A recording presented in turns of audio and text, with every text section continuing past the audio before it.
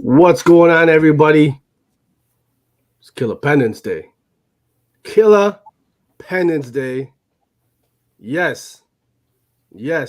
Hey, we're celebrating all things Killadelphia. Killadelphia universe.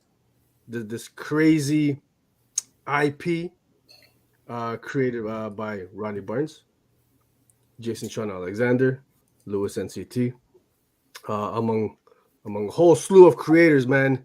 Hey, so we're here, we're live. We brought on a couple of Killadelphia's biggest fans to join us today on the show. We're joined by the big homie, Marklin, by the big homie, Dragon. Gentlemen, what's going on? How you guys doing? Hey, man, blessed to be alive. Healthy, happy, prosperous, and free, man. Happy to talk about Killadelphia. Dragon's favorite book is my favorite book, too, though. But I know Dragon always says that. And I got to co-sign with him every time. It is, though. Never disappoints. Absolutely right. It's consistently good and consistently on top of the stack. Yeah. I remember when this book first dropped. Right, Dragon, you were always one of the loudest ones, singing this book, the praises and shit. I think your Twitter background might still be that. Yeah, I think it is. Yeah. It's been like that for years. You're a solid guy. You don't change it. So yeah, man, we're excited. We're gonna get into all of the different books. What are some of the spinoffs, guys? We got Nita Hawes Nightmare Blog, right? Yeah. We got Elysium Gardens, Johnny Gatlin, 20 Degrees Past Rigor. So, Rodney Barnes and the creative team, they're really this is a full-fledged, universe IP, man. We got that was a, 4 or 5 different books right there. So we're gonna get into each and every one of those. Thank you to everybody for joining us this morning, man. I see the live chats are popping. What's going on? Happy Sunday, everybody. Who do we got today with us, Elle? How you doing? I'm good. Yeah? Not too shabby? Mm-hmm. Okay. Oh, we got Juan. Juan, what's going on, baby? Okay. Stay safe. Don't text and drive. Good morning, Film Noir. Thank you for coming through. Steve, my man. Hey, drive safely, homie. Drive safely, all right? Stay under the speed limit. Oscar coming through all the way from Peru. How you doing, buddy? Oh, what's going on? Gonna be late to the show. Gotta drive. Wife. Everybody's driving this morning. That's okay. Just stay safe, guys. Okay. All right, you guys are going swimming again. This guy's always swimming. Hey, Adam, what's going on, man? What's going on, Adam? Good to see you, buddy. Good to see everybody. Thank you, everybody, for joining us. Ruben, what's going on, baby? What's going on? Ruben, you reading Killadelphia, man? Come on. And it's the Fresh Princess. Hey, what's going on? I have my alarm clock for the show going off. Oh, what's that? What's that? My show alarm. Alarms going off and everybody. Okay. Hey, man. Killadelphia. Good morning. Killadelphia. How shit, man? I don't even know how to describe this book anymore. It's become so grand for life, Yeah, right? it's getting wild. It's wild. It's wild these days, man. It started off, a little book. Hey, good morning, Lorenzo. Thank you so much for joining us, man. Yes, as we talk Killadelphia, just about to start off a little book about vampires, and now it's become into this big, massive, really universal battle for good and evil. You know, you got werewolves now. You got like witch demons and what else? What else? What else is the cookie? You know, gods. You know, different Yeah. gods. You got And demons. Nancy. Yeah. Maybe zombies. What we're talking about behind the scenes. Maybe zombies. For the 20 Zombies degrees now below. too, man. Wild. So I guess let's start off with Killadelphia proper, man. How did you guys get introduced to the book? And maybe tell us a little, what's your favorite thing that kind of what kind of got you hooked? What sank its teeth into you, like, I actually jumped onto it late. I didn't start reading it till after the first the volume 1 trade came out. I kept seeing people talk about it, and was in a random comic shop one day. I was actually leaving a job interview, stopped at this comic shop up in Pittsburgh, and he had it, and I saw it was only $10. So I was like, I'll try it. And then I read it all as soon as I got home, and went back and bought the single issues, and was just hooked by the art from then on. The art is what really grabbed me. Yeah, I think it was during the pandemic. So because I went back and looked, first started posting about it was like April 2020. So I was stuck in the house, and I think Rodney Barnes is what actually drew me to it, because Rodney Barnes, I've been following him for years as a writer. He used to write on the Boondocks. He used to write on Wu-Tang, The American Story, Kills. He's probably the most famous now for doing Winning Time on HBO about the Los Angeles Lakers. But I've known him as a writer for years. I was like, hey, man, this brother write comic books. I was like, wait a minute. It just threw me out. Like, wait, I never knew he wrote comic books. Yeah. And I read it like April 2020. Like Dragon said, I read that first trade. I was hooked. I'm like, is this a mini or is this ongoing? what the hell is going on with this? And I like emailed my LCS like, hey, I need to put this on my pull list. And I just devoured every issue, and I couldn't get enough of it, man. And I was like, they gotta make this into. I like this. This got to be a movie or TV series, especially I think we were coming off of like Lovecraft Country. It was like everybody was loving that show at that point, Yeah. Mm-hmm. Yeah. Straight Goods is gotta be. Well, I mean, I think they haven't even teased. They straight up said it. They're like working on. I think it's been optioned. Yeah, it's been optioned. HBO or something like that. I think they already have Is it on Jimmy HBO? too. I think it's Is HBO. that the Jimmy? In the back of one of the issues, he said that they already have the actor they wanted involved. He did say that, but they didn't say who it was, did it? No. Is it Phil Lamar as Jimmy Sangster Sr.? Because that's exactly who he looks like. Is that who you pictured? Man. Yes. I think I tweeted that too. Obviously, I need to get Phil Lamar to play this guy because that's who he looks like. Jimmy Sangster Sr. looks like him. 100%. It's gotta be. There's no way. I think I got into it from the solicits, and then I read from in like 2019 before it came out. I had just gotten back into collecting, and I saw the solicit for it, and I said, why not? Because I think like the reviews for it were already like posted, like Chris Rock and Jordan Peele, and I was like, I already knew who Rodney Barnes was, so I was like, why not? And so you and Marcolin were familiar with Rodney Barnes' work prior to Killadelphia. Eh? See, this, I'll be honest, this was my first introduction to him and his works. Yeah, and then I started, realizing he has all kinds of credits. Like he's been doing it all, man. And now like Winning Time, he had that big, massive, successful. He's one of the executive producers, right, on that show. So he's doing it all, man. Like. It's crazy. And we got a couple comments here. Shout out to my dear friend Rodney Barnes for giving us this treasure. 100%, man. Listen, man, not just a singular book now, a whole slew of books, man, a whole stack of books. Fresh Prince is talking about, I need to finish reading Killadelphia. Only got through volume 1 so far. Princess, what's going on now? You gotta catch up. We're on like what, volume 4 now? Yeah. Volume 4 is almost over. There's 2 more issues of volume 4. Yeah, because they're on issue 22 was the last issue that dropped. 23 comes out Wednesday, I think, and then 24 will be the last one for this arc. Man, excited.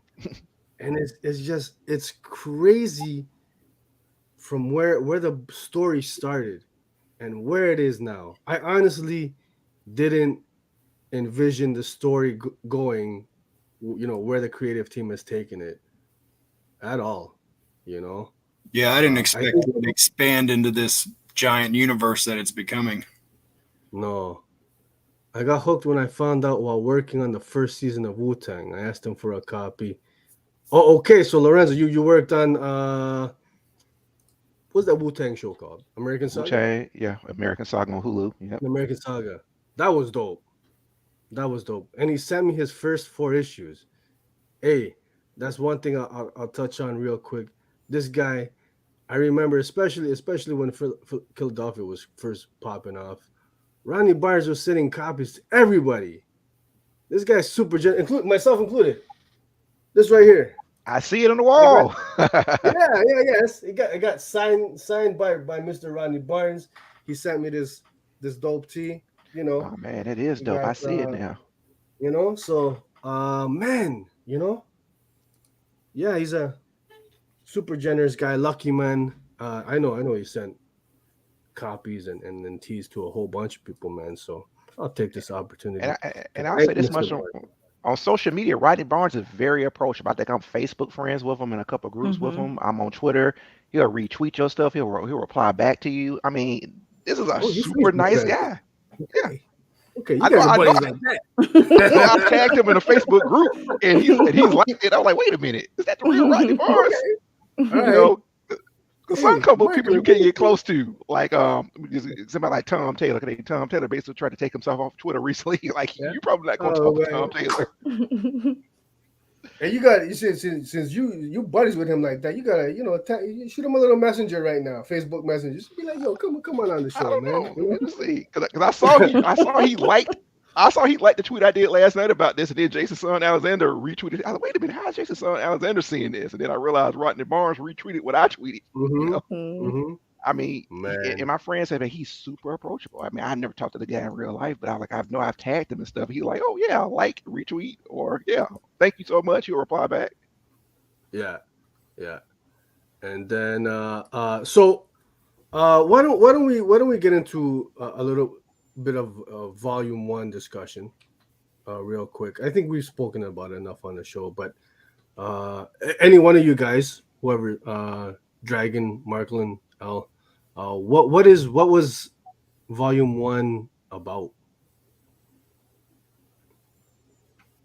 Everybody's gonna stay silent now. Oh, the internet connection cut out. Yeah, I haven't heard you talk this whole time. I guess I'll start. I mean, basically, it's a mystery. This guy, Jimmy Sangster Jr., is coming to Philadelphia, which is nicknamed Killadelphia, in real life in some parts. You'll see it on the news to find out what happened to his father, who got murdered, in his investigation. And while he's there, he discussed this whole, like, for lack of a better term, this vampire conspiracy to take over Philadelphia, take over the city government, overthrow it, And then he found that his father has been turned into a vampire along the way. So I mean, that's a pretty much good summation of the first volume right there. Yeah. First volume heavy on the father and son relationship, the dynamic. That's one of the things I loved. Right? You have a father and son who kind of, they're not pitted against each other, but they got a complicated relationship, right? And the twist that particularly got me was the inclusion of, like, the American history in how far back, right? It actually is. With the forefathers, and then at the time, who we thought was the leader of the vampire movement, John Adams. John Adams, yeah. Yeah, the second president of the U.S. It's not really him. It's his wife. And then we found out it's not really his wife. So it keeps getting grander and grander, right? But yeah, so that was the neat little twist that kind of, I'm not American, but I'm always interested in, like, I love history though, so stuff like that always kind of captures my attention. It kind of reminds me of, I don't know if y'all remember seeing this show called Sleepy Hollow. They used to be on Fox. Nicole Berry was on it, and Tom, what's his name? I think he was a British actor. About how, like, yeah, we fought the American Revolutionary War, but it was really a war between, like, good and evil, and all this stuff happened that you didn't know really happened, and this is why the Freemasons were moving in certain ways. Killadelphia kind of is reminiscent of that. It was like this secret history of America.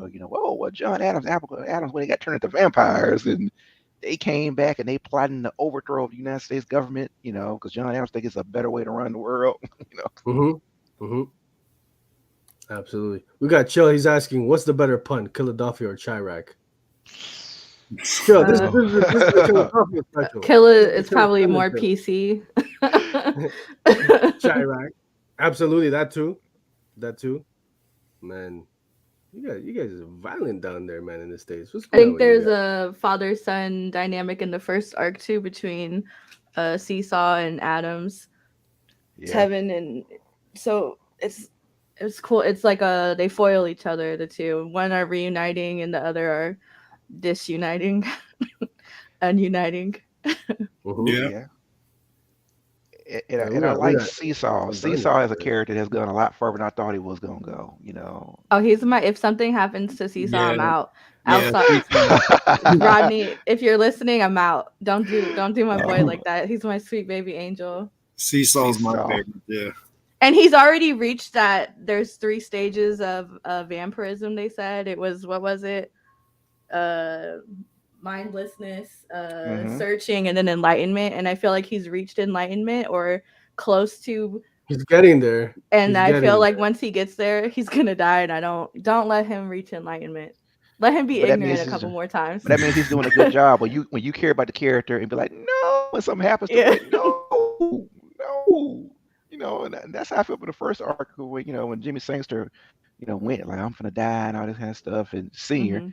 And then it revealed that, when he's revealed to later be in the coffin sitting, what took you so long to come get me? That panel is one of my, and I think we have it, because that killed me when he was like, this better be effing good. Like, you're gonna bring me back out of here.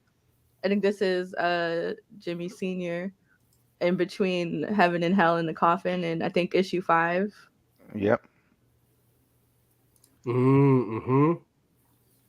So we definitely gotta touch on the masterful artwork from Jason Sean Alexander and Louis NCT on colors, man. That's for sure one of the things that just captured my attention, from the beginning, really, to be honest. You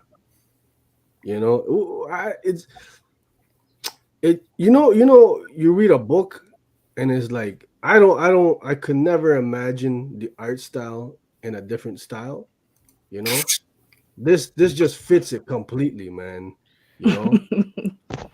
I agree with you, man. Jason Sons and Sean and Lewis, they have killed it. Because I would like post stories on my Instagram and stuff like that, especially because when it's violent, I'm gonna say when it's violent and it's sexual, it's graphic. Because my girlfriend is like, what is this right here with these women with like blood all over their chest and stuff? I'm like, you're like, stop looking. You turn the book. I'm like, no, it's a comic book. It's a horror story. And even I'll give them credit for something else.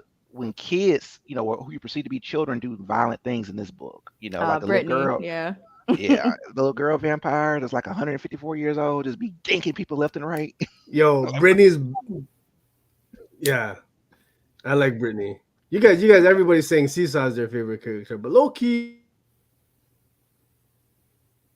So he was wrong. His opinion was wrong since he cut out. Seesaw is the best. I think Sergio was gonna say, Brittany was his favorite, but Brittany is just violent and But I think she's been trained like she's Abigail's pet essentially. Yeah, like her handmaiden or something. And Brianna, her sister, fortunately saw the light, but now she wants to be, have that familial tie again. Yeah, the vampire families. That panel where Brittany has that child like around the neck and her mouth, that's one of my favorite panels in this whole series. You like kid on kid crime? Kid on kid crime. He's like, as long as it doesn't happen in my household, we're fine with it. As long as my children don't do it. Not Sergio falling asleep on the panel. Okay, so you guys are seeing my internet. My internet's super slow today. The AOL disc must be coming to an end. Free trial. And then not taking anything away from Lewis because his coloring is fantastic in this series. But I love how with this newest volume, they're releasing the issues in black and white. I've been picking all those up. Ooh. Man, so they doing a reverse Walking Dead, huh? Yeah, they're calling it like the Noir edition. I wish they would have done that for the entire series. You know, can I be honest here for a second, man? You know, I've taken a look at because they only started doing the Noir editions with this fourth volume, right? Yeah. I don't know, man. It's cool. It is cool, but I much prefer with the colors, man, with Lewis's colors. I just it adds that I don't know, man. You know, I mean, I like it. I just like the option of having it in black and white. So you've been getting the black and white editions as well, like the Noir editions? Oh, I get for Killadelphia, I get 3 covers. I get both A and B in the black and white. Man, I love this man. His cover game be on point every comic book Wednesday. I'm like, man, let me see what covers he got. He's like, boom. Hey Lorenzo, hey, listen, thank you, man. I appreciate that. You know, even if he doesn't, I appreciate you reaching out to Rodney. You know, we've been lucky. We've had Rodney on the show. How many times now? Twice. Mm-hmm. Once for the nerdies, mm-hmm. and then once for just the regular. Once for BE before Elle. You know, the dark times. But yeah, so we've been lucky, man. Rodney's super cool guy, chill guy. Yes, but so you guys have been collecting the Noir editions, eh? Yeah. I'm hoping they're gonna collect them since they started so late because I do really love the like heavy inks and stuff like that. I've seen the interiors. I like them. I love a good black and white. But because I got into it late, I'm hoping they'll collect them eventually. That's what I'm wondering if when they release the Volume 4 trade, if they're gonna have one of each. Mm-hmm. They probably will because it's money in there. Let me just put it like there's money in there, and they know collectors will do it. People. Because the art in Elysium is probably my favorite. I was probably looking forward to Elysium at the end of every issue, like more than sometimes the main story. And I really liked that black and white vibe that it had, and the story it was able to tell through that with like the little color splashes. Yeah, so that's coming through, Adam.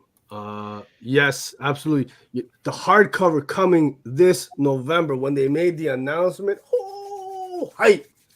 I don't know. You guys saw it, right? They announced the hardcover, which everybody's been asking for a minute. So I think we got an image of that, no? The hardcover. What was that? Your internet went out again. My internet went out again? No, it didn't, but I don't have it. Do we have it? I don't have it. Oh, so okay. Yeah. All those images that I asked you to include the other day, no? Yeah, if you check your messages, you would have seen that I ran out of time. Oh, okay. Mm-hmm. Okay. But if you wanted to put them in there, I never dropped the ball. It's always elevated for me. Oh, okay. House divided. Yeah. Let me see if I can pull that up. While you guys are doing your thing, let's get that hardcover image. Let's see here. Yeah, but as I'm flipping through old issues of Killadelphia, oh, look at that. That's beautiful, man. Beautiful. I mean, I don't know if this should be a movie. I mean, it probably needs to be a series. I'm reluctant for it to go to HBO because I just saw how HBO did Lovecraft Country. I mean, Lovecraft Country got like 18 nominations on his first season. And then canceled. I'm like, what? The story would definitely be told better in a series versus a movie. For sure. Yeah. So maybe if I was Rodney, maybe I would try and take it to Amazon. I know his relationship with HBO, he's going good, but maybe take it to Amazon because I think the Amazon at this point, especially what they're doing with The Boys and Invincible, they don't have any limits. In fact, I think they just started their practice, their standards and practice because of The Boys, because they were just getting away with everything on The Boys. Like, wait a minute.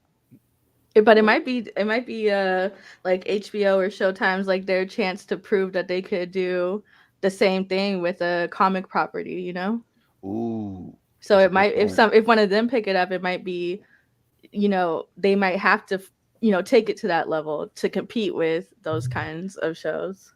Yeah, because I mean, Killadelphia has a lot of sex and violence in it. I'm going to that panel, and I think what is this issue 3, page 21, where the vampire chick is attaching the dude. There's like sex and death. I'm like, oh, and I think going back to the Elysium Gardens, there's a lot of kind of not my sex birthday. in it. It's July now.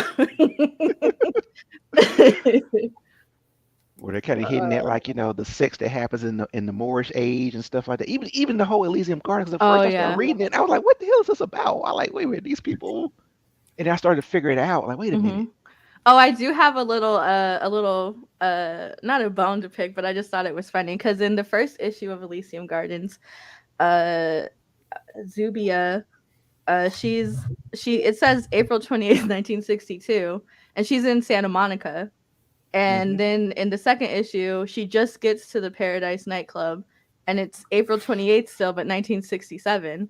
So I was asking Sergio, I'm like, did it take her 5 years to walk from Santa Monica to Compton? Because it wasn't, but then later on in the series, there's like, when they decide they have to go to Philadelphia, the next issue is like, it took us 20 years to get to Philadelphia. So I just thought I didn't know if it was like a nod to that, but I thought it was really funny when I read it because I was like, it did take her 5 years to walk from the beach to Compton. And, I'm from Los Angeles, and I don't think 5 years is. Yeah, I mean, and I don't know, because I mean, it took me a while to figure it out, because I like how they finally showed up in Killadelphia. I was like, wait a minute, is he combining Elysium Gardens with Killadelphia? I was like, wait a minute. Yeah, when they finally did that crossover, that was really cool. And I like, was it Thomas Jefferson? Like, they have lichens. What are we gonna do? They have lichens. What are Thomas Jefferson, the worst character in the book in terms of life, living, not being alive. He's my least favorite. If he was the only one who died in every issue, I would be okay with it. The worst. Not writing wise. I'm talking about character wise. Like, he's the worst. I mean, they make him seem kind of cowardly and sniveling. Like, they do make him seem that way. He's kind of like a pushover. He don't really do nothing. Except for hide and then say he's going to be the president. Like, I'm going to be in charge. And Abigail is like, shut up. Yeah. Oh, Abigail. Oof. Not Abigail, Dragon. You said Abigail. Oh, I'd let her devour me. Oh, man. I was like, how y'all going to turn Abigail Adams into like this? Not Charles. I mean, oh, man. Hey, listen, I'm not even mad at that. Abigail, shit, man. She's a piece of work. Let's put it like that. Yeah. I feel like she's probably the only really unlikable character, at least for me, anyways. Right? You like TJ? I don't know. What do you guys think, man? I like it. Yeah. She's the worst in terms of Thomas Jefferson. Thomas Jefferson is just the worst, but Abigail is capital B. Yeah, she's and everything that she does is just gross and icky, and it's just like sometimes you want to like her because she'll say something funny, but you're like, no, you're still a racist, fetishist, piece of trash. Like, you're still awful, but she's super. But that was funny. Super. Yeah, shout out to she said, no, Sergio, stop right there.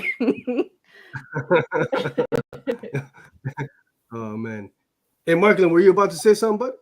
I'm just trying to describe Abigail, because like when she came into the thing, I was like, oh, so Abigail's the real villain? You think it's John Adams' play, but Abigail's the real villain? You're like, wait. I think they try to show like if you become this immortal being, how it changes you. And I think that's what I'm saying. It being a vampire for 200 plus years has changed Abigail. She's like, I don't even care about humans no more. I care about getting mine. I feel like she internalized the oppression she felt being married to the president, and then that responsibility she had watching over his crypt. And then when it was like her time, she kind of put that same oppression onto other people, starting with Jupiter, or My Name Is Not Jupiter. and then from there, Brittany and Brianna, she treated them like pets too, and essentially from even everywhere from there, it's like every Sally Hemings, everybody she came into contact with, she kind of exerted that energy that she got when she was, you know, still alive, and unfortunately it turned her for the worse and not a better person. That energy and then some, eh? Cause she, For which Sal, at the beginning of the Sally Hemings storyline, my stomach turned because I was like, this could go south real fast for the series because I don't like this. And then when it went the direction it did and how it concluded, it just reinforced in my mind that Abigail Adams can, you know, suck an egg. She could get out of I knew here. you were gonna say can suck it. I knew you were gonna say it. I was like, watch this what she gonna say. Did you say suck an egg? Yeah, I was trying to be PC. I was trying to be PG a little bit, you know. Okay, I haven't heard that in a minute. Suck an egg. Okay, you heard that. You heard that. Oh, man. Hey, listen. I don't know if you saw Lorenzo's comment. He said that Rodney was in the studio. How long would we be on? And then, oh, whoops, is that yeah? Sorry, I'm confused. What's going on? If you could read the comment on the screen. Rodney's in the young studio and hugging me, hands up when he's done. Oh, okay, yeah. Listen again, Lorenzo. Thank you so much, man. I appreciate that you trying to hook us up here. Hey, if it works out, bless. We love it. We love it, man. But we do appreciate that, and thank you for checking out the show and hanging out with us today, man. Raging, I appreciate your concern, but it's not necessary. Raging's a real one. I always appreciate. It's a day for alliances. Raging coming out. Now, I did want to share real quick here. I do have here's the image of so that's the hardcover. That's the hardcover, man. Oh, man. Fitting, very fitting. And I like that they did something different, something new for the hardcover cover, right? That they didn't just reuse one of the old issue covers. But I'm hyped, man, because this is really, it's only a couple months away. You know, is it in? Have they solicited it yet? October. Or not? So it's basically is it up for Halloween? Anybody know? You got the image. You didn't see. Yeah, I'm not sure. I just grabbed the image that I shared to you in Discord that I asked you to put on the image. Discord, what's that? But yeah, so I do know it's coming out sometime in the fall. I just don't know if it's actually available. It's available on Amazon November 22nd, so it's probably in comic shops the 15th or the week before. Yeah, man, I'm excited, like, man. That might be man. Honestly, yeah. That I mean, this is the kind of book you can give people who don't read comic books, but they like horror or they like kind of that stuff. You know, this is the kind of thing you can give people. Like, hey, read this. I think you'll like it. You know. So, and that's going to collect the first 4 volumes. And this is the other thing I'm not too sure. I think it might just be for the volume 1, to be honest. Oh, really? I think so. Okay. The first 12 issues, so the first 6, the first 2 arcs. The first 2 volumes. Oh, first 2 volumes. Okay. Yeah. Okay. And chapters 1 through 5 of Elysium. Oh, that's not bad then. Yeah. And I like Deviant's comment here. I'm not a horror fan, but it's just a great book. It is, man. Absolutely. I think, Marklin, you just touched on it. There's something for everybody in Killadelphia.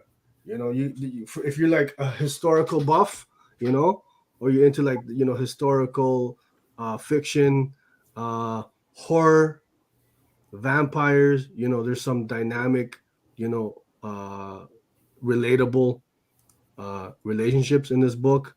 I feel like for sure, you know, you just appreciative of dope art, you know, you just want to look at some sick, you know, oftentimes, you know, just like raw, grisly, bloody, you know, art, man. Hey, it's something for everybody, man. So yeah. And then, you know, always Raging's silly. Oh man. But listen, so Killadelphia, as we said, has spawned a whole whack of spin-offs at this point, right?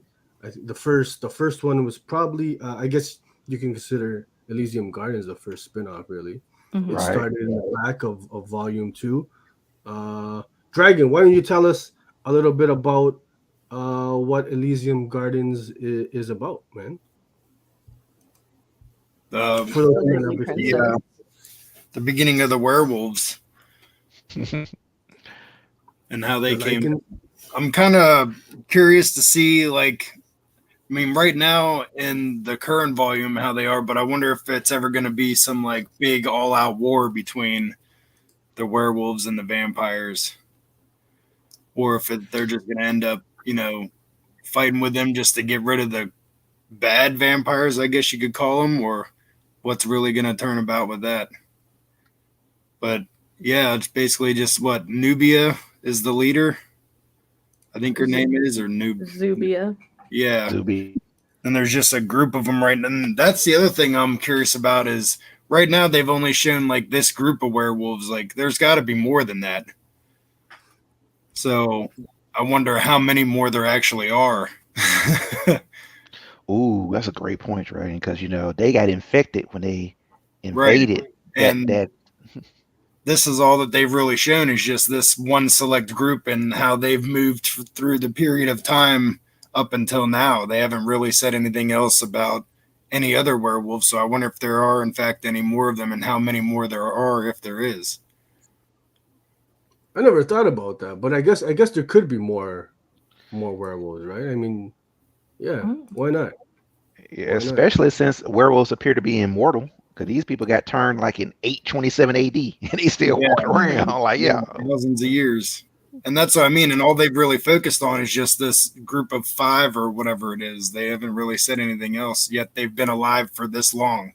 They can't be the only ones. And if there are other ones, what are their agendas? Yeah, that's what I mean. Ooh, that's a good point. Like, well, I'm curious to see what the future holds for the werewolves in this series.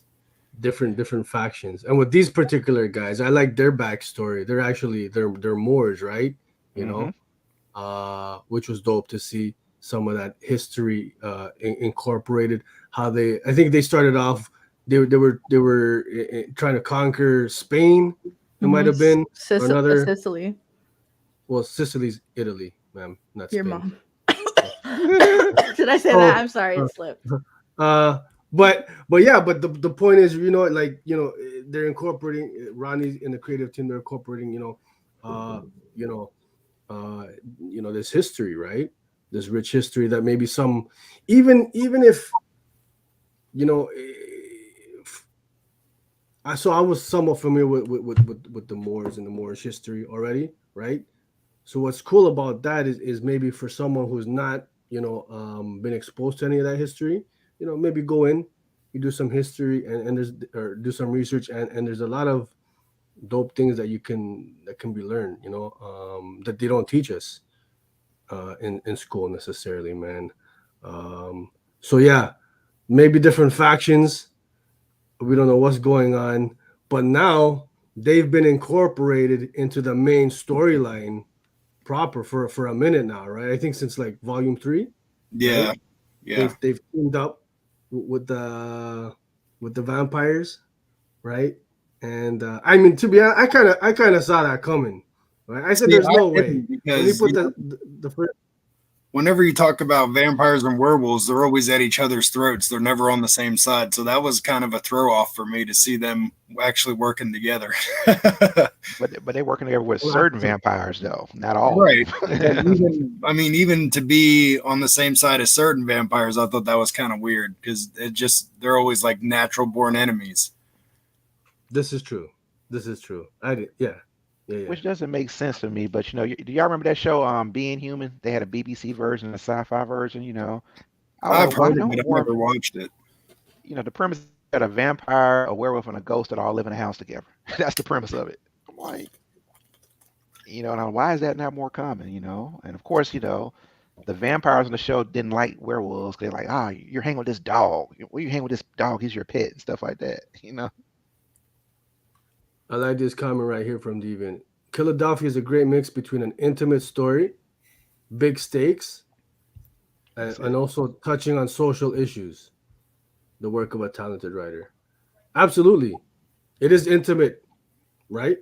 You got these relationships, but the stakes are they're like huge now, right? It's literally a battle. It's become a battle of good versus evil. And then it does touch. I wouldn't go so far as to say Philadelphia is a political book, but it definitely touches on a lot of social issues. And then I wanted to ask, Sophia Noir here, Fresh Princess, excuse me, has got a comment. She says she's a sucker for some good BIPOC representation. Uh, so how do you guys feel, Mark, Lynn, L, on what Ronnie and the team are doing Why'd with you this ask one? us? You know why he asked us. Okay. I mean, I could state the obvious, but okay. Oh, Well, please state it. I love it. And like I said, what you said, Sergio, about incorporating the Moorish history, about, because a lot of mhm, people, especially I know you're in Canada, but a lot of people just don't know about in the Moorish mhm, Empire and how accomplished they were. They know, like, oh, we know about the Renaissance, we know about all this stuff and what Da Vinci them did, but we don't know that these people had a level of science and knowledge that predated a lot of things in the world. And they brought civilization around. They flourished, mhm, And then we get here and even like I think in the Elysium Garden stories, how they talk about, hey, they were seeing Malcolm X speak, they were seeing Martin Luther King speak, Hmm. and they were Angela Davis. I'm like, man, he incorporated a lot of history into this. I'm like, wait a mhm, minute. It's like he's snuck it in, like, oh yeah, we had a story about these, about these werewolves, who are Moors. But by the way, as they traveling, they meet all these historical figures in American civil rights history, and Hmm. they're being influenced by them. Like, yeah, we should use our power to stay with our people and stuff like that. And even how they kind of disagree, like, well, I don't know, are these our people? They're going to do this. We wouldn't do this if we were still in our time period. We would just take what we want. So they kind of show that dynamic. It's not just one way is the best way. It's like, hey, this is what I want to do, and this what you want to do, and we got to come to a common ground. I think that's one of the reasons why this book works is because it's unrelentingly black. Like it's very much pro black in every sense of it. And I do think it's funny that not funny, but there's a lot of irony in some of the reviews and people who I see champion this book, who are the same people who are very much anti-black in their sentiments on the internet. But Killadelphia is the best book they've ever read. So I'm like It be curious like to, that. I'm It like be like curious. that though. I'm curious to be like, just ask them like, what do you like about it? Is it to you just just vampires and werewolves hanging out and like, fighting demons and stuff? Like I don't. And so, but I do really appreciate and then even the strong black female representation in the book, and even characters who could have been portrayed as stereotypical or how they've been perceived generally, like Sally Hemings. And so I like to see that a more authentic and honest version of events, even though there's supernatural elements woven into it. I do appreciate that a lot. hey, chill. You know, this is what we Angela do, Davis baby. to prove you know more than just. I don't Yeah, understand that comment. I but think I recognized almost like 95% of the historical black figures in the book without Googling. So, I mean, it is great because I'm from Birmingham, Alabama, so Angela Davis actually grew up here. I'm like, yeah, I know who Angela hmm Davis is, and it was a controversy here maybe a couple years ago. We have the Civil Rights Institute, and she hmm was going to be the speaker, hmm and they basically disinvited her because they hmm thought she'd make some donors, the uncomfortable. Ronald Stokes shooting was literally around the corner from the house I lived in Green Meadows in South Central for like 7-8 years. So like it was really cool to see even locations that I recognized, just being from the area, and just that the sense of what's happening in the streets still being prevalent to this day. So and I think Mhm. it's cool that that's all represented in this book. Even though Yeah, there's like a lot of debate in it about black on black crime, which is not real, and other stuff. So I think it's really cool, especially tying it into Elysium Gardens and all that other stuff. So I mean, but it shows how Rodney Barnes has his finger on the pulse. I mean, obviously this guy's a student of history, but he's a student of current events as well. He's like, all right, let me tie this in here. And he's like, I know what people want to see, but I'm gonna stick this in here too. It's like I don't know how he's doing it, but he's doing it. He's doing it consistently. I mean, I'm hoping he gets his Eisner, but I'm gonna put him in the same boat with Elle Ewing. Out there every year, like 1 year they're gonna recognize these guys. 1 year. Well, wasn't it last year that Killadelphia was nominated for Best New Series? I believe it was. Eisner? He didn't win, but he got nominated. Who took that one? Anybody know? I think it was that My Little Pony. Was it really? Wow. Probably. I mean, recount. Listen, that ain't right. But yes, he's doing his damn thing, and we're here for it, man. We're here for it. Enjoying everything, like there's not. So we're talking the spinoffs. We just touched on Elysium Gardens. The spinoffs. There's not a weak title. There's not none of these spinoffs are like filler, right? And they all feel they all feel unique to themselves. Yeah. I love that. Yes. Yeah, absolutely. What's beautiful about this, it all fits within the bigger this universe, but they've got their unique vibe and flavor to it. You know what I'm saying? Nita Hawes being a prime example. Nita Hawes has been, hey, listen, I love that, man. There's certain things that I might personally, I might even like it more than Killadelphia, in the sense that it's just I think I enjoy that it could have been just like almost a carbon copy, just Killadelphia but in a different setting, right? But it's not. It's its own thing for sure, especially those first few issues, man. Listen, what are you guys thinking about Nita Hawes? I didn't know what to expect, Sergio, to be perfectly honest. But I was like, it's a Rodney Barnes. I'm gonna buy it. I mean, what a Rodney Barnes is putting out, I'm pretty much gonna buy. I know he's been ready to do the Mandalorian. I'm gonna buy that. I bought his Ash vs. Evil Dead. I bought his James Bond. Yep. I pretty much whatever the man putting out, I'm gonna buy at this point. But Nita Hawes surprised me. Yeah, he did James Bond. He had a really good run on James Bond. Yeah, what was that? It was like a 5-issue with Dynamite, I think. It was last year, yeah, or maybe going into this year too. Was it? Yeah, it was like his take on human trafficking, basically. Yeah, it was pretty good. How is this guy doing it? Man, he's getting paid. That's how he doing it. Oh, here's our pal Taquan. He's probably my favorite. You know what? I really hope they bring him back. I feel this is my theory, is that he's behind everything. Really? Because why would they name him? They named him in the first issue. He has such a distinguishable face. They zoomed in on him, and I was like, he's behind it. He's the reason why everything's going down. And Taquan is the ultimate. Taquan is the ultimate villain in this series. I stand firm in that. I feel like he's gonna come back at some point. Maybe he is Corson. We don't know. And I like how Corson pops up so much. I feel about this character here. You said goal. You said hashtag goals. Hashtag body goals. No, ma'am. Taquan is my favorite, and the fact that they named him and everything, I love this so much. Oh my gosh, he frightens me. Yeah, sometimes I'll change my. Sometimes I change my picture to Taquan. He doesn't like right now. He doesn't like that. I hate that. I jump off the stream. Oh man. So, but yeah. So what are you guys thinking about Nita Hawes? Yeah. I mean, I think to put in a kind of way to let people know that Nita Hawes is Jimmy Sangster's ex-girlfriend in Baltimore. Mm-hmm. That he didn't say bye to. That he didn't break up with. Oh, Elle, you gonna say something about that? Oh yeah, that he just ghosted.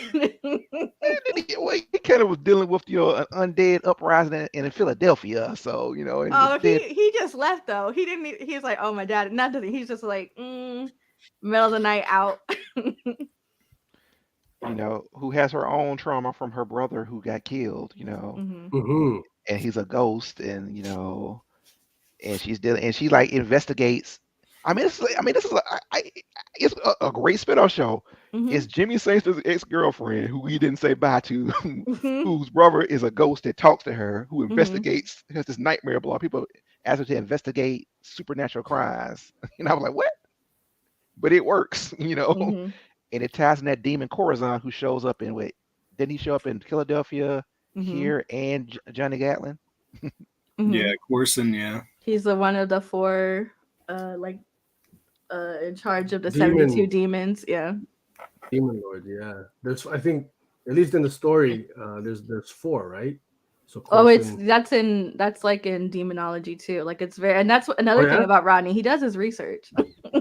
Right about that. Sometimes you don't even have to like seek secondary, text or proof that this person is what he's saying. It's usually spot on. Yeah. Okay. So just to touch out, how do you feel about Jimmy dipping without saying anything to Nita? I think is he wrong for this? Jimmy dipped and then dipped. Oh, and then I think I have. He went. Is this Charles. when I have a slide? Okay, so this is when that demon takes on the imagery of Jimmy and is telling her you are worthless anyways. I'm happy now. Like I have me a not black woman at home who's pregnant with my baby. Oh man. And he's like going off on her, but it's not really him, but to basically reiterating all of her fears of being inadequate and why did he leave her and all that other stuff. So Jimmy, I think how he manifested here is valid for her feelings about the situation, because that has to be a tough pill that, this man that you set roots with, and then the next thing you hear is he's, in another town waiting for a baby. Vampires or not, you could have texted. So what am I gonna say? Oh, hey, Well, it has to have been a minute between Jimmy Senior being put back in the ground and then bringing him back. There is a time period where he was, not busy enough to get, Josie pregnant. Like you could have at least texted between that time gap. Like you had time. But see, what Rodney Barnes is building to, I can already see. Because you see how he got Elle fired up. He's building to this confrontation between Jimmy and Nita. I can see it coming. It's going to be a crossover. Something going to happen where Jimmy have to go to Philadelphia, back to Baltimore, or she going to come to Philadelphia. Yeah, I wonder if going to see this woman in volume 2 of Nita Hawes, if they're going to meet up or anything. It is going to be and if ugly. I was Nita, I wouldn't want to. I'd be like, you know what? You're not a loser on the grand scheme of things, because thank you for saving Philadelphia, I guess. But you're like a loser. Get out of here. She deserves? Taquan. Let her and Taquan. I'm just kidding, not Taquan. I had to go find it too. I hope Taquan steals Josie from Jimmy and raises his son as his own. That's cold right there. Listen, that's cold. Look, call him little Tech, little TQ. Little Tech. I feel like we in the Blood Syndicate, little Tech. Taking the little Tech ride. Oh man. Stop. But yeah, I thought it was cool. And then even with Nancy coming in, that was really cool. For which he's one of my favorites, because when I like it. Seesaw was he went to the dark side, couldn't get what he wanted from Corson. He went to the light side, couldn't get what he needed from Jesus. And he's like, I need somebody who's down for whatever. And then that's when he went and got a Nancy. And I thought that was some of the coolest panels in the series. What do they call? He's called the Spider God or something like that. Yeah. And I think Rodney Barnes did that because he used to write for American Guys too on Stars. And Orlando Jones to play a Nancy on that. So I think Rodney Barnes was like, you know what? Let me use. He's probably like, let me use some nonsense stuff I want to use on American Guys. Let me use it here. I bet you, I'm willing to bet money. That's what he was thinking. Like, here's some stuff I could have done. Especially since they, Orlando Jones, that whole situation ended sourly and prematurely, in my opinion. And American Guys didn't last after that situation even when he left. But I've never watched that show. Same. It's good Neil Gaiman. I'm a Neil Gaiman fan too, but Nancy specifically hit the monologues and his interactions super powerful. Go on YouTube and Orlando Jones enunciate. You know, his speeches, his monologues. You're right. So yeah, I mean, I just like how he just incorporated so many different levels of, you know, mythology, theology, religion, and like what Elle was saying about how he does. Like, I had to go back and look at it. Like, Nita teaches at Morgan State University, which is a HBCU in Baltimore. Like, wait a minute, you know. And a round of applause for Black Jesus. Black Jesus, yep. I mean, so I'm assuming the blues singer in Nita Hawes is based off a real life blues singer. Howlin' Ray, is that his name, Anita? Or Howlin' Henry, something like that. Yeah. Oh, because have y'all ever seen was it Cadillac Records? I think that's what it's based off of. The one who would not take the money or something like that. You know, it was like one singer who wouldn't take the money from the guy. I think that's who he's kind of loosely based off of. Like, I ain't gonna take your money. You know, I don't need you. You know, I get my own money. And I think it's also a commentary on how artists are screwed over by the music industry. Because I read Russell Simmons' autobiography years ago, and he was like, "Man, the music industry is a whore's game." He said, "It is. They will use you up, and as you see what happened with the guy in Nita House, they used him. He got his get back." Almost any like Black performer before a certain, even now, like the contract disputes, the lawsuits, the mismanagement of funds, like I think it's something really prevalent in that space. Yeah, I think probably one of the most famous cases maybe TLC. You know how they were the #1 selling group of all time at that time in the 90s, but they had to declare bankruptcy because they didn't actually get any of the money. You know, because their contract like, we'll pay you, but we're gonna minus out your clothes, your nails, your hair, your travel, your food, your recording costs. So they don't get a check, even though this was the best-selling album of the 90s. You know, America. Yep. Well, happy KILLApendence Day, guys. Happy KILLApendence Day. Somebody asked me that yesterday. I was like at the car wash, and this girl, she was like, "Oh, how are you celebrating the 4th of July?" And I just looked at her and I was like, not. She's like, "Okay, enjoy your cookout." And I was like, I didn't say I was cooking out. Presumptuous of you. But well, we took that yesterday, and I took my kids to see the fireworks last night. Oh, see, I don't do fireworks. They're dangerous. I do fireworks. You're right, they are dangerous, and I would do them. So, but I think you know here, like they're gonna do like a fireworks on the mountain or something probably tomorrow night. So I'll probably take my girlfriend. We'll go look at that, you know.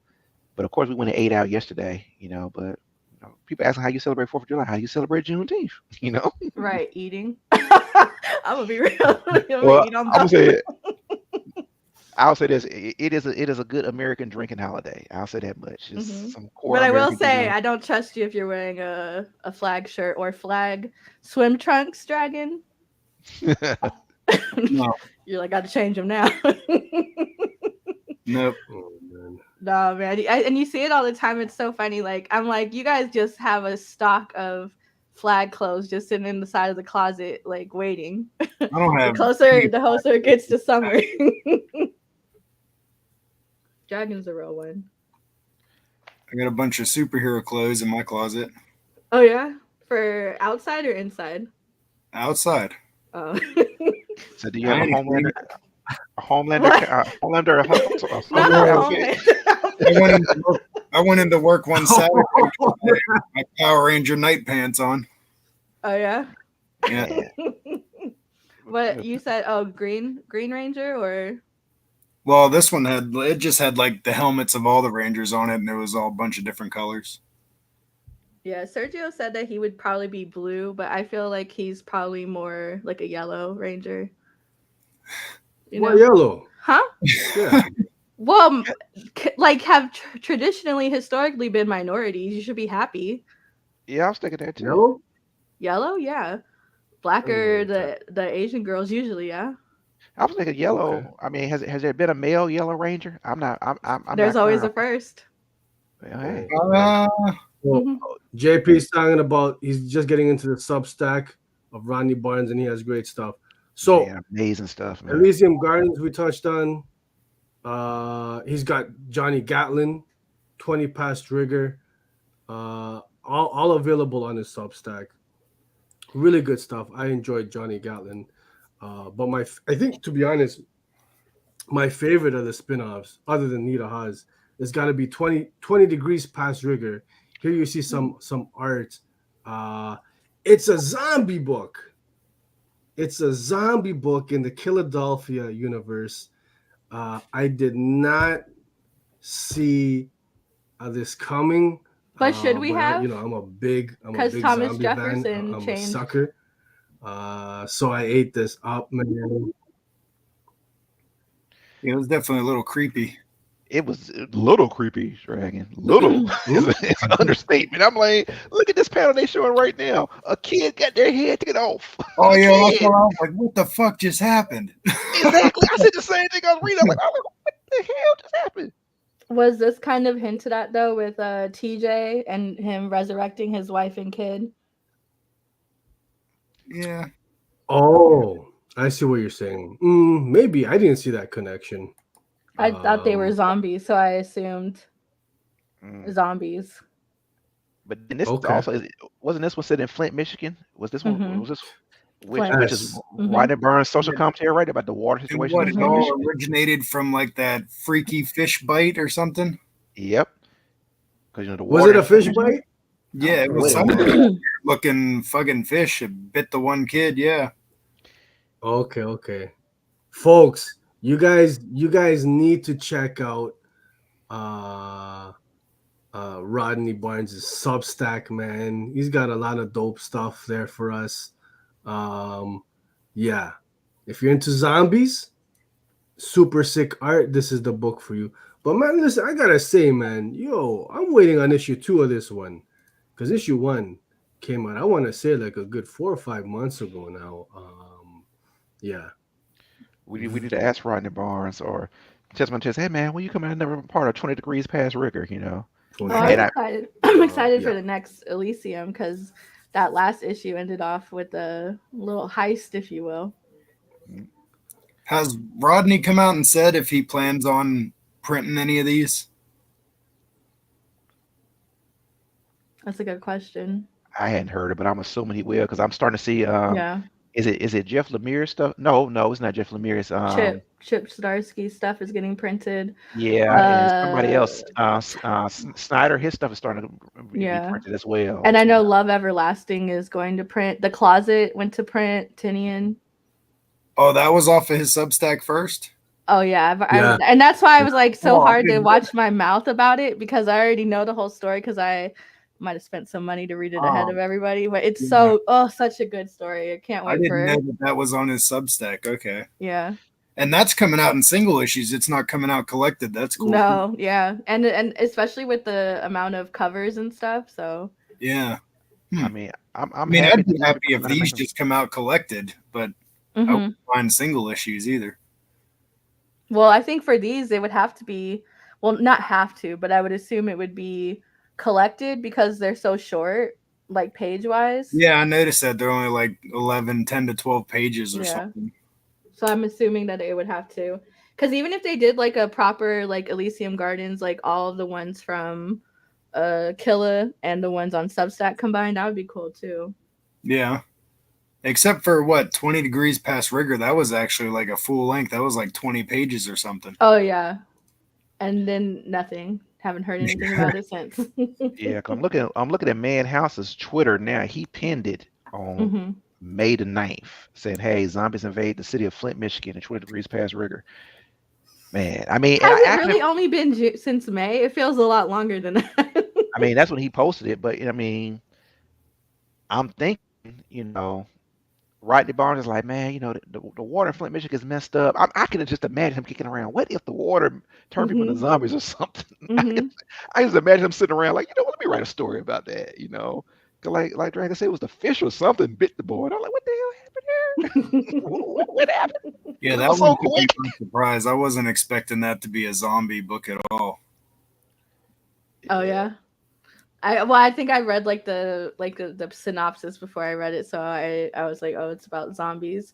Oh yeah, I didn't read the synopsis for any of them. I just read them. But that Johnny Gatlin was I really liked that a a lot. I like that Johnny Gatlin. It was good, man. And the art on that is fucking amazing. Yeah, Kudransky. And I know I'm saying, I think it's Sizimon. And I know Chuck Satterley has told us how to pronounce Kudransky's name before, but I can't for the life of me remember. I always thought it was Simon. No, it's like I think Sergio. Oh, look at this. We have a guest. How do you pronounce his name? Kudransky's? His first name? Oh, what a shame. No audio. Audio back yet. This is the best I've ever heard the show, to be honest. It's visually on point, audibly on point. Yeah, I didn't know. I looked at it from the very first time I saw his name. I just assumed it was a different way to spell Simon. No, I did too, but then we had Chuck on and they had worked together before. And he had told us how to pronounce it, but Shimon. I think he was saying Shimon. Shimon. Oh, okay. Yeah. Well, man, but his art, that Johnny Gatlin, I said, I think I went like right there, that panel y'all showing right there, man. That is smooth, man. Mm-hmm. And I like how like Corson throughout all these different artists like iterations of him. He looks cool no matter what version they draw him. I like the way that they have Satan looking in this book too. Yeah, they did have Satan looking good. It kind of remind me of who's the guy that does is it Terror Steve Now's new book, Tales of Terror or something like that. That art, it kind of reminiscent of that. Oh yeah. Mm-hmm. Oh, it is this town called Terror. Town called Terror. Yeah, that's his book. Yeah. Yeah. But the artwork is reminiscent of that right there. For sure. That. Yeah. Man, but I would just never try to convince already issues deep, man. Go ahead, get back in the game, Kaiser. Yeah, it's never too late, Kaiser. Kaiser, you gotta. It's never too late, buddy. Grab those trades. You can binge them. You can enjoy them. You don't gotta wait the month to month. You can just soak it all in, man. I promise you. The internet makes it easy to catch up on any book now. You can go to any of these sites and like just somebody do a whole YouTube video. Oh, Johnny Gatlin is really cool. I really like the art for that one. Yeah, that one's probably my favorite out of the spinoffs so far. Yeah. So Dragon, you did check out the Substack stuff. Oh yeah, I finally got you to read. You're a hardcore. Well, I don't have a choice with those, so. I read paper. Because I read paper only. I gotta have. I don't know. It's just with digital. I don't feel like I own it unless I'm holding it in my hands. I agree with you, man. I mean, I'm very much like Dragon. I got a room full of comic books. I've been collecting since I'm 6 years old. But at the same token, when you're in the bed and especially if you're and somebody else is asleep and you're going, oh, let me just pull up this iPad. And I feel. And as far like I got so many books and boxes now, I'm running out of room. I got nowhere to put boxes, but I don't know. I'm just not there yet. I like having my physicals. I love it too, and I mean, I'll never give up physical books. Although the prices keep going up, though. I mean, I remember when books were like 75 cents, $1 forever, then $1.25, and now we at a $3.99, pretty much standard cover price. That's the one thing I love about Spawn, though. He keeps them at $2.99. Mm-hmm. I think Saga too. They never went up in price. Yeah, Saga is the same way. But the thing with Spawn is now they're all cardstock covers, and they're still $2.99. Mm-hmm. That's dope. Yeah, that is dope. You can't go wrong, man. I mean, after all, isn't he a millionaire off of Spawn? Isn't he? You guys have a favorite issue, favorite panel from Killa or any of the spinoffs? Ah, man.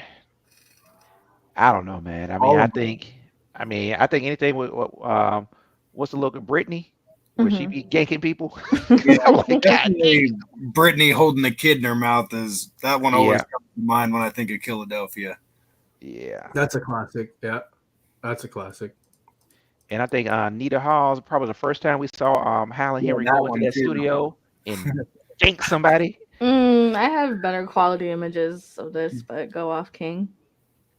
Hey, I mean, This is my favorite. This is my favorite page from the series. I just thought they looked so fucking cool walking down the alley together. You know what? Who would play John Adams? Because I already said Phil Lamar. I have it in my head. He's married to Maggie Gyllenhaal. Okay, all right. What's his name? You gonna make me look it up. Yeah. Peter Sarsgaard. Peter Sarsgaard. Because for a second, I can see that. I can see that. For a second, I was thinking John Travolta because he's bald now. Nah, he too old. Travolta. He could probably play him when he was like unfit, unattractive John Adams, but John Adams like how he looks now. John Adams is only 400-year-old vampire, but John Travolta is too old. Oh, for sure. John Travolta is like an 800-year-old vampire. You know? Oh man. But since the very first time I read this book, I always saw Peter Sarsgaard as John Adams. I can see that. That'd be a good one. That could be a good one. Yeah. Hey, we were talking about Abigail earlier. Yeah. The thickness is real. Just throw me up against the wall and have your way. JSA knew what he was doing with this one. He knew it. I'm just saying. I mean, Abigail got vampire fine. I mean, but apparently there was some short story I read years ago. They said when you can turn into a vampire, it makes you lose. It was some short story I read years ago. And it's like this girl's trying to lose weight, and she got turned into a vampire to lose weight. Because all the waste and stuff goes out. Because apparently, in this book story, it's like to be a vampire, you have to be able to attract people to you. So it makes you lose all this weight and unattractiveness. So you'll draw people to you so you can bite them. Stuff like that. Have you guys ever Googled what Abigail Adams looked like? No. Okay, don't. I think this is the most powerful pages. I think the one on the left is from 10, and then the one on the right is from 17. Just showing that generational anger that Jimmy Sr. didn't want for Jimmy Jr. Especially the one on the right. That's probably my other favorite page from the series. Just showing that, it's something you have to actively work on, and it's easy to just act like it's not there. And that's something that I've liked throughout the series are the outbursts they've had towards each other.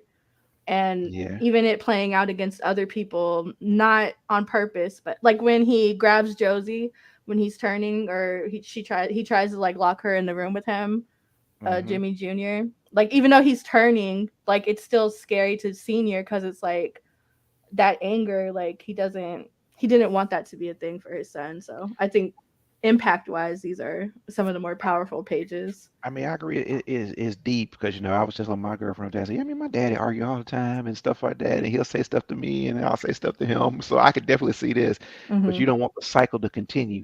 Especially like hey, kind of, and I think it's because I just finished watching The Boys and how like you have Soldier Boy who's like this throwback from saying, I'm not this and da da da da. And he just slap you like you don't do that stuff nowadays. You actually talk to people. And don't just force yourselves on them and call them a name. Yeah, I like that aspect for sure. The dynamic, the father son, generational trauma, right? Very real, man. Relatable to a lot of folks, I think. Anything else on that we missed that you guys wanted to touch on? No, man. Dragon got me excited because I knew Killadelphia is coming out next week. I didn't even realize. Issue 23 Wednesday. Oh, yeah. That's George Washington. We talked about George Washington. He's popped up now. Or Toussaint L'Ouverture. Now, like, man, there's a whole nother level of mythology now. And that was the page where I turned it and I was like, especially if like your Black history. And that was a really cool reveal to see who the vampire killer was, the vampire hunter. That was very cool to turn the page and see that. It's the liberator of Haiti, who supposedly is the reason Haiti is still paying for it today. They're like, hey, Haiti's the only country that liberate themselves, and they paying for it today still. And I like how a lot of the descriptions too for him, that it always starts with the 5'4". You're gonna keep saying that every biography. You're gonna lead with that one. Yeah, but Was he a guy? Was that Charles? I said small but big. yeah, Napoleon. Mm-hmm. Something like that. yeah. But the thing with Toussaint, I'm like, well, what is he though? Because I'm like, is he? They say he got power from the light, but I'm like, is he like a vampire slayer like Buffy or something like that? I'm trying to figure out how is he alive, Mm-hmm. and they're like afraid of, oh man, he coming, they're like snap. A lot of crazy art there. I like that, man. Just one more slide here that I wanted to show. This was one of my favorite recent covers. This one from Eric Larson. Yeah, I think so. Yeah, super dope. This is from the fourth arc from Volume 4. So this Wednesday, right? Issue 23. Pretty sure it's this Wednesday. 23, and then the arc finale next month sometime. So August. Looking forward to it, man. Curious to see where they take it now. Now we got a vampire hunter, a straight up vampire hunter, right? Another historical figure. So let's see where it's gonna go, man. Let's see where it's gonna go. Did you guys have any final thoughts on the book, on the series? If you haven't read it, do yourself a favor, get the first trade. It's only $10. You won't be disappointed. Hey, that's man, all I have to say, because that's all it took for me. I spent the $10. I came home and couldn't put it down. I mean, it's a consistently good book. It's always on the stack. I mean, and now, I mean, Nita Hawes is coming out on a regular basis too. I mean, it's just a consistently good book. I mean, that's all I can say. And some books kind of fluctuate on quality, but it's been consistently good. I don't know how he's doing it, but I'm gonna ride it to the end. Yeah, and I agree 100%. Not only that, I say it's gotten better. It has, and you don't get that too often with books that have like this deep into the series. Sometimes the quality can tend to taper off, but this one is just bringing the different elements and it's improving, man. I don't know how the heck he does it, man. Considering everything he's doing these days. Executive producing the Lakers show, working on all these different books, man, is wild, yo. That's one that I was curious about. That Blackula that he's working on, that's not part of Killadelphia, is it? That's its own thing. I thought it was his own thing. That's about zombie love from a different press even. Mm-hmm. So is that Zombie Love Studio, Elle? That one? Maybe. Oh, that's the one coming out of his so. own company. Okay. Yeah, I think so. I believe so. And I know on his Substack right now, you can get a preview. You can get a sneak at Crownsville. Okay. All right. I mean, Substack is working for him. Right? There you go. And you could always do a 7-day trial because you could read all the backlog. So it's like 6 issues of Elysium on there, 6 of Johnny, 20 Degrees that I think you could read for free. And then all the previews for everything else. There's even a podcast he has on there. Yeah, because he does a podcast for after the Winning Time show on HBO as well, and he's been on there. Rick Fox is host, but he's been on there a couple times. Mm-hmm. Oh, and I looked it up. He lost to Black Widow for Best New Series. Oh yeah, and then Black Widow got canceled. Huh? Exactly, Black Widow got canceled. So Black Widow won, but crossover still ongoing. Mm-hmm. Killadelphia still ongoing. We don't see all the other titles that it beat are still ongoing. But I will say that last issue of Black Widow, I got all the covers because they were all sick. That Black Widow run was pretty good, though. It was good, especially the last part of it where she was. And the covers were amazing. Yeah. Well, you know what's funny? Like there would be like 5 covers, like 4 out of 5 would be like, and then the 5th one would be like, why do you make this one? Why does this one exist? Man, because people are dragging by on these covers, man. I have to go in and pick and like, all right, which cover am I gonna get? I try to stick on that $3.99 cover price, but some of those covers made me all right. Well, it's $5.99, but I'll jump for it. Yeah, Black Widow is one where I honestly have never even read Black Widow, but the covers were so sick that I had to get on it. Yeah, is that a bookmark? But that was one of the covers too. Mm-hmm. Yeah. I'm a sucker. I got even the little fucking buttons. Just anything Killadelphia, I'll buy it. I don't blame you. I don't blame you at all. Yeah. They need to make a Killadelphia short box. Hey. Forever. Yeah, you made your own. I'm talking about a licensed one. So he said not a bootleg. Well, not that. It's just I don't want to spend the time to do all that. Yeah, right. I got that. Oh, that is pretty dope. That is. Yeah, this was pretty cool. Boom. I'll take that. He told his kids, "You guys aren't getting dinner until this is done." Hey man, that's dedication right there, bro. They didn't eat for 2 weeks. I said, it needs to dry first. Don't nobody touch it. Oh, man. But an official short box or something, that'd be sick. That'd be cool. Give me a dad cap. We gotta talk to the Killadelphia. Yeah, custom size. Again, shout out to Rodney for sending that to me. Yeah, it barely fits me anymore, man. I'm getting a lot of weight. The shirt or the hat? During COVID. Both. Both. The head growing because you'd be giving me my head swelling. You'd be giving me headaches every fucking. I thought it was because when those 4th of July sausages start popping up on the back of the neck. Ooh. Ooh. And she timed her for the holiday and everything. Well, what did you call it? Canada. It was for Canada and. It's celebrating Canadian independence. One sausage at a time. One sausage at a time. Hey. That's funny. I was like, okay.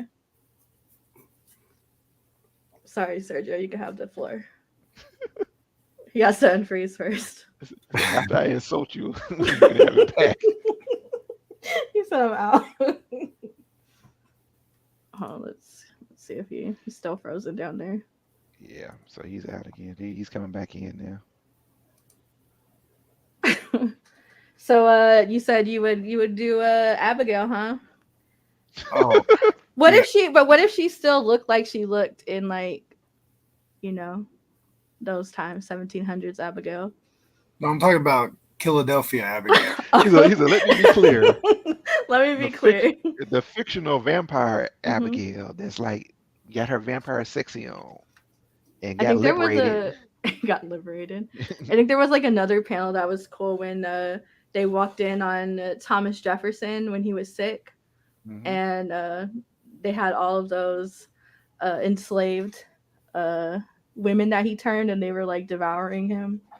Yeah, I saw that. Was cool. I also like the one panel. What was the one where Jupiter busts in and goes after Abigail, and she sets him the fuck down? That one was pretty good. You're just telling on yourself.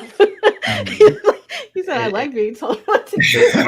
Jupiter's the one with the face mask, right? The halo. Thing. Yeah. I'm like, man, this vampire is violent as all get out right here. And then when he lets all the prisoners out because the system of oppression, and he's gonna let them out, and I was like, ooh, maybe wrong call.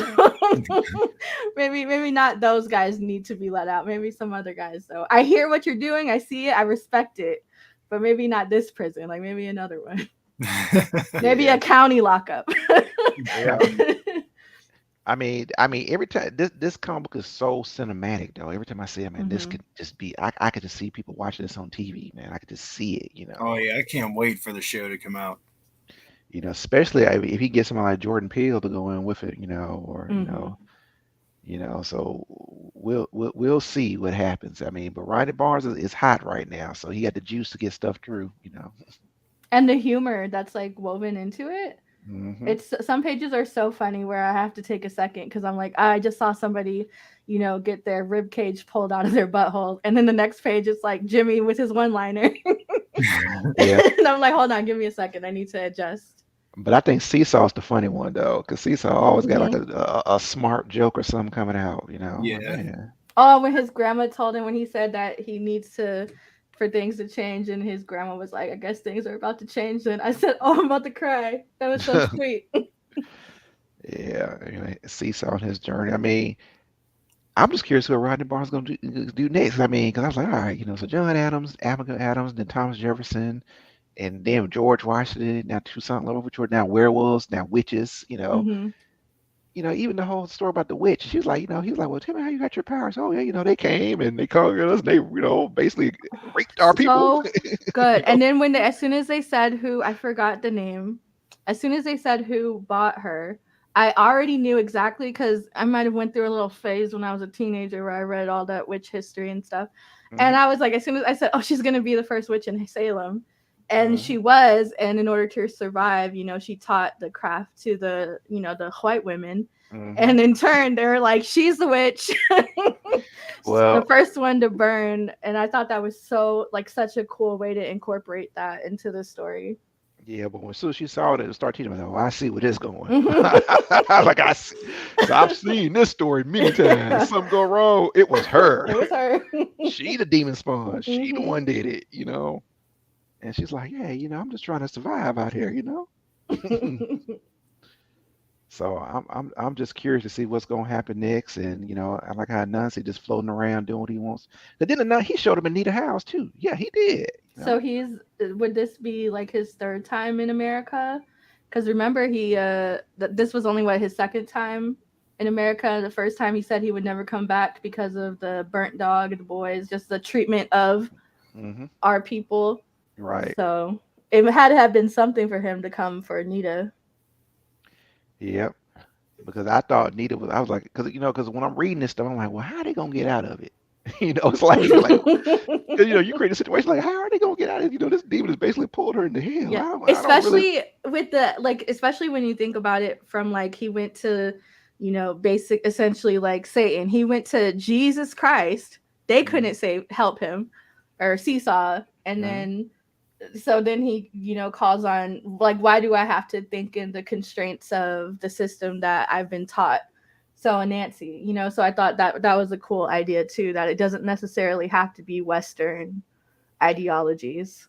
Right. And that made me think about Supernatural too, because Supernatural jumped their mythology a lot, because initially they were hunted monsters, and then it became, we had demons, and then they're like, oh wait, they're angels, wait, it's God, but then it was like they also dealt with other God-like beings and stuff like that too. Oh, well, these things exist, and they draw their power from worship and stuff like that, So who knows? Supernatural ran 15 seasons, surprise. And then they're getting a prequel, the Winchesters.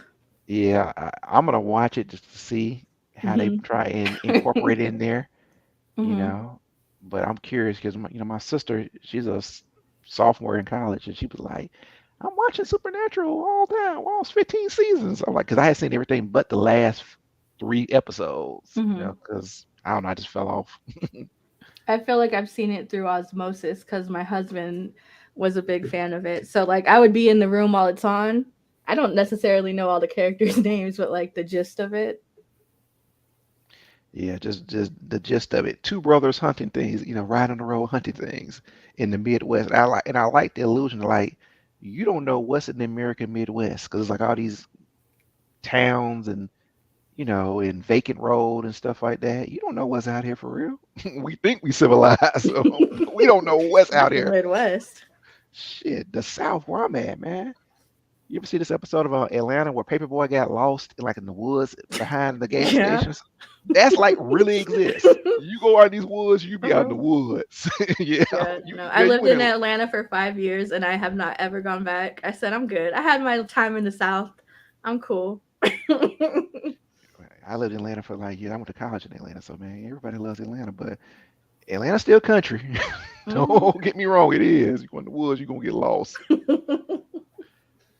That Lake Lanier episode. I said, why would anybody want to touch that water? The season 3 opener, or was it this last season opener?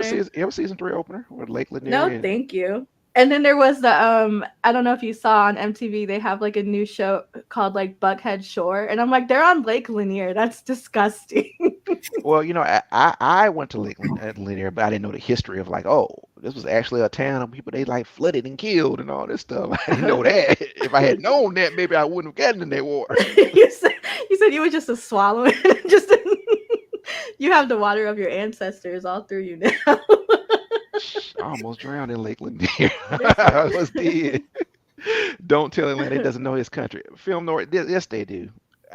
Well, Atlanta, I went to Morehouse in Atlanta, so it's like it's a wacky world. So people be coming from all over. I remember the guy from Detroit was like, man, Atlanta's a wacky world because you got people coming from all over to go to school in Atlanta, and they stay in Atlanta. They still drown. They from Detroit or Cleveland or Los Angeles or Boston, wherever they from. I said, yeah, that pretty much sums it up. And I had people from Boston, New York, always tell me Atlanta's country, son. They're like, Atlanta's country, son. Leah went to Georgia State. Okay. She still lives out there. Yeah, man, I used to hang at Georgia State in the villages and stuff like that before Georgia Tech bought them. It makes sense now. Yeah, I've been properly indoctrinated. Not indoctrinated. It is definitely an indoctrination. You go to a place like Morehouse, you paying for that indoctrination. I didn't realize it. So, guys, I don't know. Is Sergio coming back? Y'all still got to do Copper Drop, right? We can do Copper Drop. I can pitch both books. Pitch both of them. let us vote on them. Okay, hold on. Let me see if I can pull up the. I don't know about you, Dragon, but some of their Copper Drops made me buy stuff I wouldn't buy. Because I'm like, what is this right here? Well, it's on Copper Drop. Let me go and buy it or order it, 9 times out of 10, I'm picking up both of them anyway. Right. Man, and he picking up all the variant covers of them as well. Hold on, let me see if it'll go through. Oh, it did. Usually it won't let me, so I guess they're both my picks since Sergio's not here, so I guess I can't lose either way. You're like, what's it? You're like Iska the Unbeaten. You're like Iska the Unbeaten. So the first one is go ahead, read the title for me so I can Google the synopsis. There's something wrong with Patrick Todd, which I have seen this from Aftershock. I've seen it solicited. I have this ordered. You have ordered already? Yeah. 15-year-old Patrick Todd lives on the run, hiding out in seedy motels, living out of his backpack, and making sure that his mom, recently struck down by a mysterious illness, is well cared for. But doctors cost money, a lot of money, and so Patrick turns to a life of crime using telepathic abilities and forces the worst of the worst to rob banks, taking the money before making them turn themselves into police. So he's a con boy. But I love this page.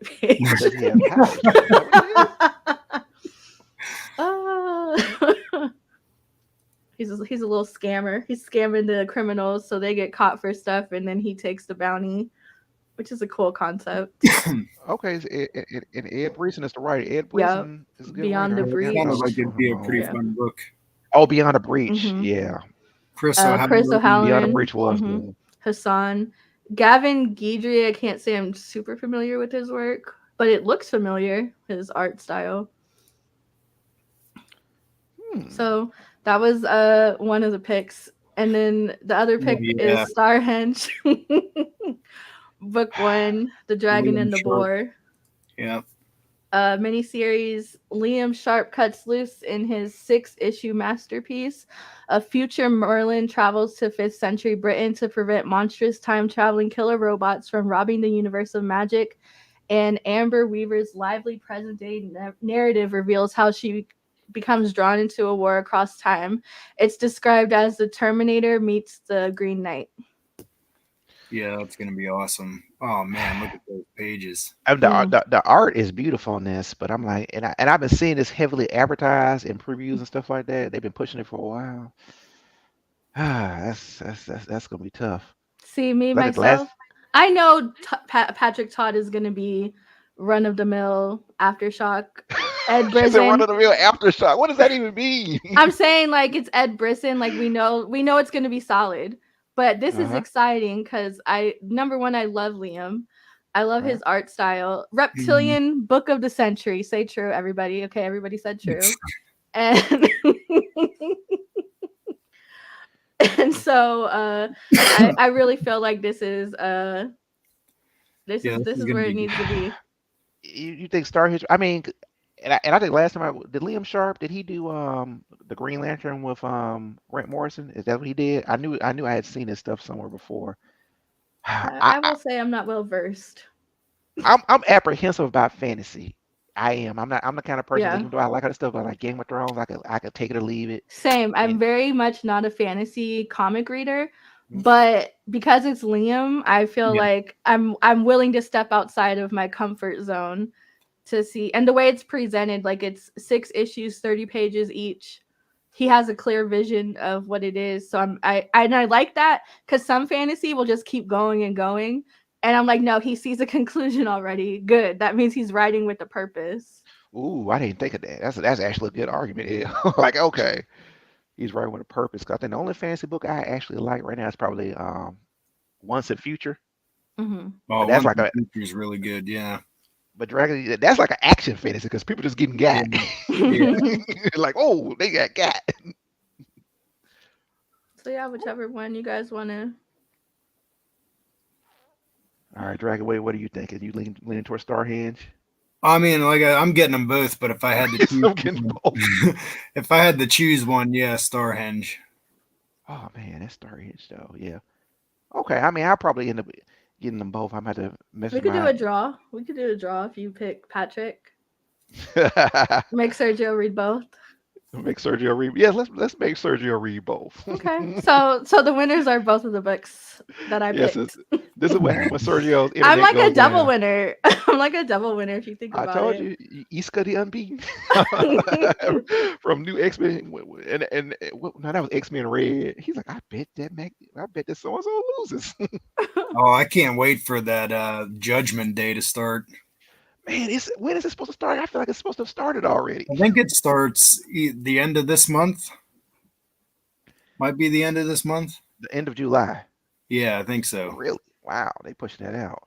And I just wanted to do a little Kickstarter spotlight on hold on, let me get this links in.